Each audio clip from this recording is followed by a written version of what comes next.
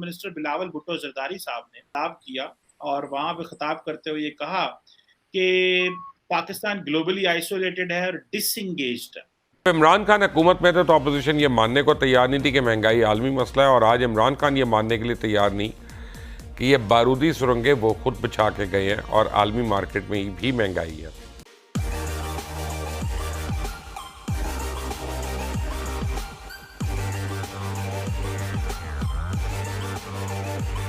خطاب کرتے ہوئے یہ کہا کہ پاکستان گلوبلی آئسولیٹڈ ہے اور ڈس انگیجڈ ہے. ٹھیک ہے جی. اور وہ کہہ رہے ہیں کہ انڈیا کے حوالے سے بات ہوئی تو انہوں نے کہا ہمیں کیا روکتا ہے، کون سی چیز ہمیں روکتی ہے کہ ہم انڈیا سے بات نہ کریں. ٹھیک ہے انڈیا میں مسائل ہیں، وہاں پہ ہندوتوا پالیٹکس کی بات کی انہوں نے، اسلاموفوبیا کی بات کی، لیکن ہمیں انگیج کرنا چاہیے، ڈس انگیج نہیں. تو انڈیا کے ساتھ ریلیشن شپ کا سوال ہے تو اس کو ذرا کیئرفلی دیکھنے کی ضرورت ہے. جو آپ کے مسائل ہیں انڈیا کے ساتھ وہ اپنی جگہ ہیں، لیکن وہ مسائل کہیں بھی جو ہے یہ جسٹیفیکیشن نہیں دیتے کہ آپ انڈیا کے ساتھ انگیج نہ کریں یا اس کے ساتھ جو تعلقات ہیں ان کو ایک نارملائزیشن کے پروسیس میں نہ لے کے آئیں.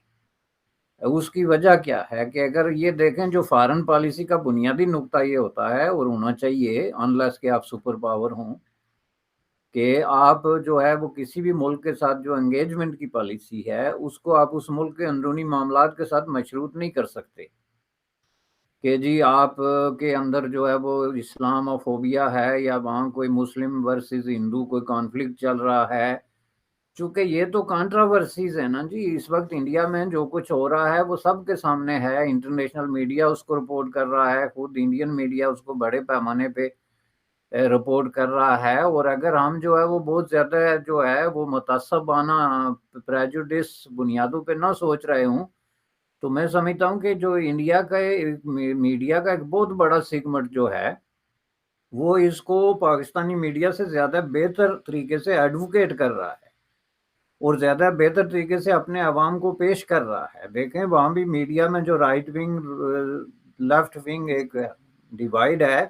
اس حوالے سے جو ایک بڑی تعداد میں میڈیا جو ہے وہ اپنا کام کر رہا ہے اور بڑی جو ہے اسکلفلی کر رہا ہے. اس لیے یہ کہنا کہ آپ جو ہے وہ انڈیا کے ٹھیکیدار بن جائیں مسلمانوں کے یا وہاں پہ مائنارٹیز کے رائٹس کے یا وہاں پہ کسی بھی کانفلکٹ کو آپ اپنی اینک سے دیکھنا شروع ہو جاتے ہیں تو یہ انٹرونشن ہے، ایک جو ہے بلنٹ قسم کی انٹرونشن ہے in the internal affairs of a neighbour country. تو اس کے جواب میں اگر انڈیا کرتا ہے تو پھر آپ کو آگ نہیں لگنی چاہیے. اگر انڈیا جو ہے وہ انٹرفیئرنس کرے پھر آپ کے معاملات میں اور کہے کہ جی آپ بلوچوں کو ڈسکریمنیٹ کر رہے ہیں یا ان پہ جناب جو ہے وہ ہیلی کاپٹروں سے ان کی لاشیں پھینک رہے ہیں یا ان کو ڈس اپیئر کر رہے ہیں تو ہم آپ سے کوئی تعلق نہیں رکھتے. حالانکہ آپ کا دعویٰ ہے کہ بلوچ ہمارے ہیں، ان کا دعویٰ ہے کہ مسلمان جو ہے 20 کروڑ وہ انڈیا کا حصہ ہیں.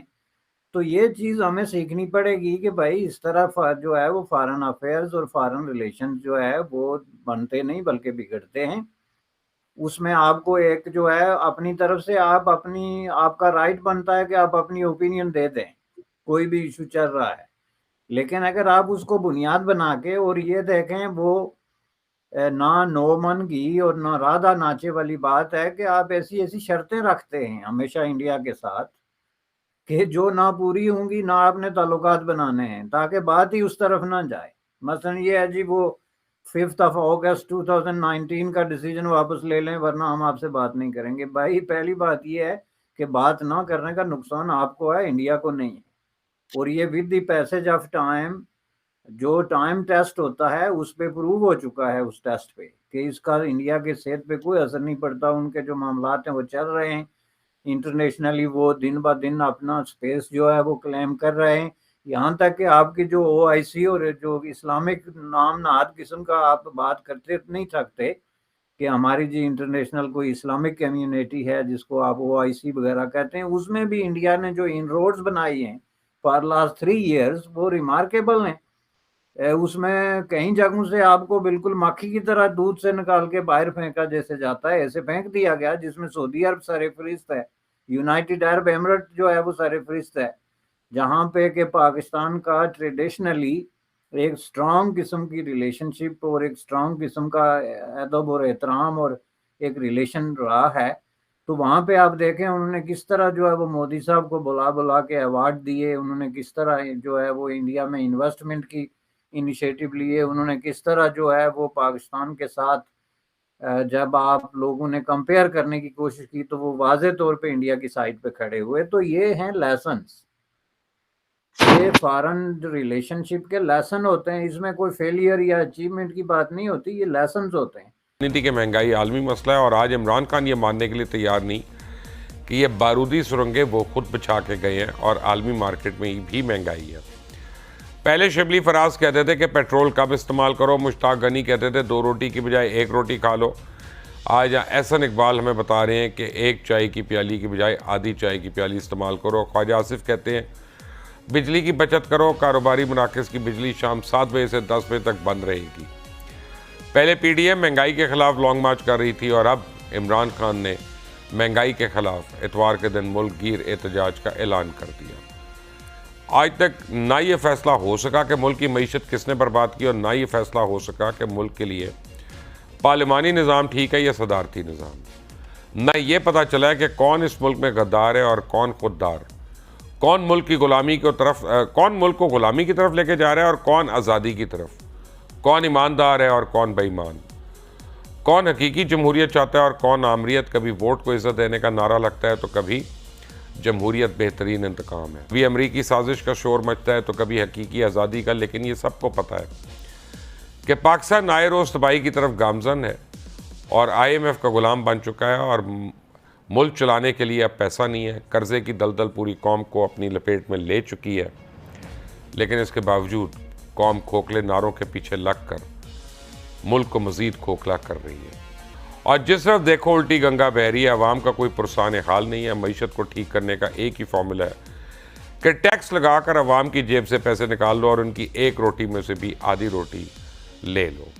لیکن اب حالات اس ڈگر پہ پہنچ چکے ہیں کہ یہ فکرہ زبان زدے عام ہے آج کل کی، اس سے ہمارا گزارا پورا نہیں ہو رہا اور جو مجموعی بوجھ ہیں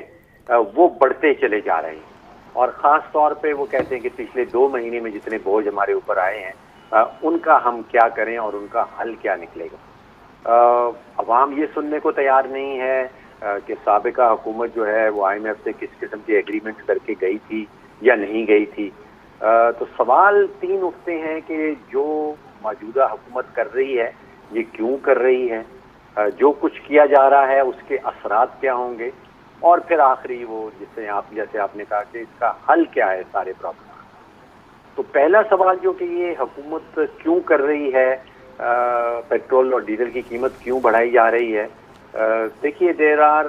193 ممالک ہیں یونائٹڈ نیشنز کے اس وقت، اور ان سارے 193 میں سے ایک ملک ایسا ہے جو مہنگا تیل عالمی منڈی سے خرید رہا تھا اور سستا اپنی مارکیٹ میں بیچ رہا تھا۔ اب مہنگا مال خرید کے سستا بیچنا تو پھر تو وہ کہتے ہیں کہ دکان بند ہو جاتی ہے۔